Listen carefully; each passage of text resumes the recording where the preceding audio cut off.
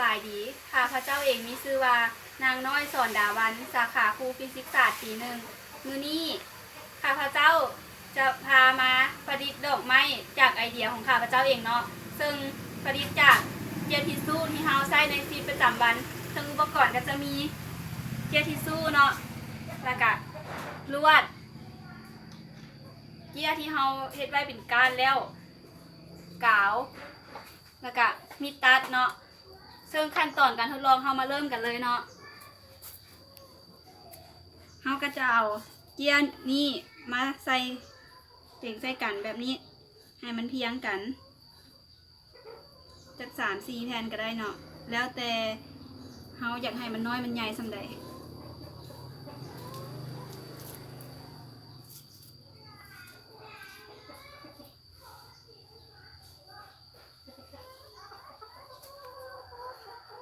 จากนั้นเฮาก็พับเข้าสิเนาะพับสิแล้วก็ขับปีนไปปีนมา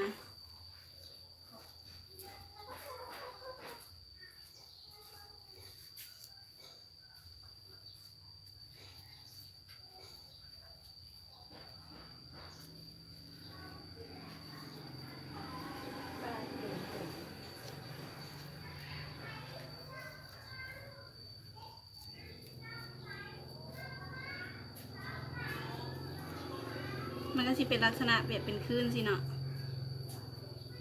จากนั้นเราก็เอาลวดนี้มาหัด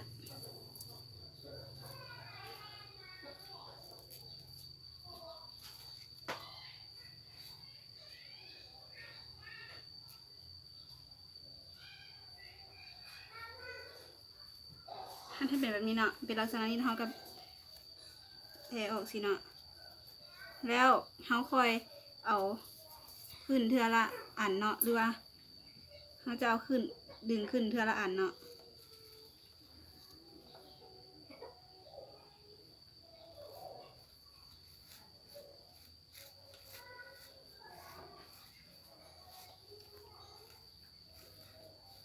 นี่เนาะเราจะดึงสลับกันสลับฟากกันเนาะ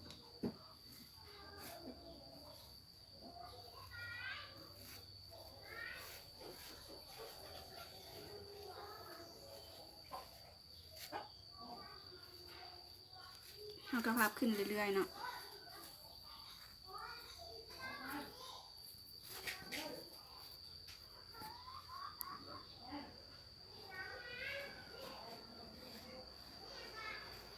พับขึ้นจน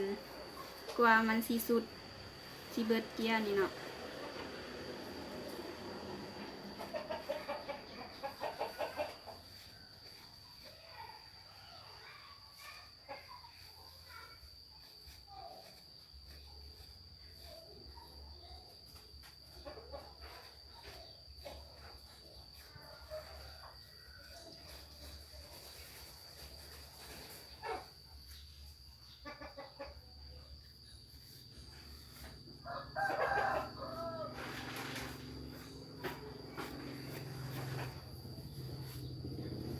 แล้วเนาะเขาจะเห็นบอ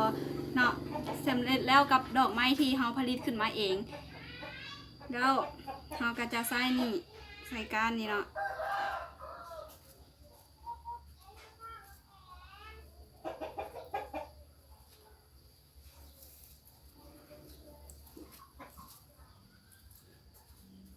เขาก็จะใส่กาว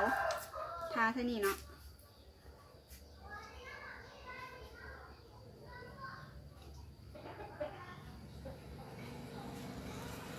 เพื่อให้ก้านมันติดกับดอกมัน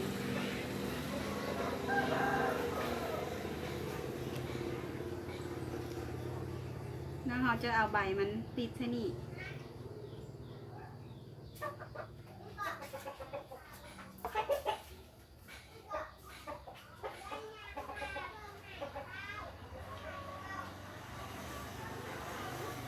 คันเขามักเขาอยากให้ติดที่นี่เขาก็เอาใบมาติดที่นี่เนาะ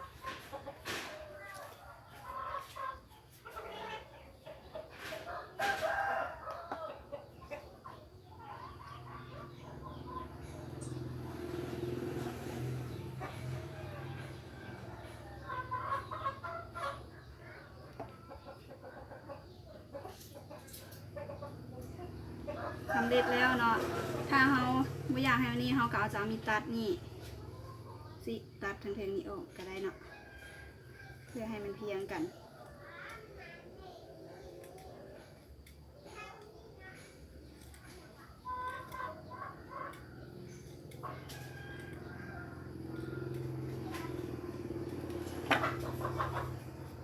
เจ้าสำเร็จแล้วเนาะกับดอกไม้ที่เขาผลิตจากเจลทิชชู่ถ้าเขาอยากผลิตหลายสีเขาก็ต้องเอาหลายสีมาพับเนาะแล้วเขาก็จะเอามาประดับใส่นี่ถูมันเนาะสมมุติว่าเป็นถูนี่ตัวที่เขาพับแล้ว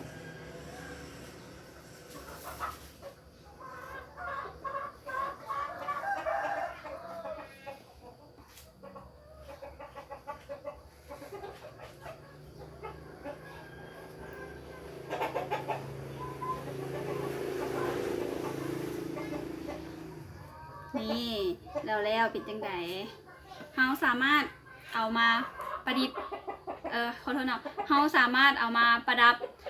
ในห้องของเฮาห้องนอนของเฮาหรือว่าห้องรับแขกอย่างก็ได้เนาะแบบบ่สิ้นเปลืองปานใดเนาะเจ้าสำหรับวิดีโอนี้ก็ได้สิ้นสุดลงแล้วขอบใจ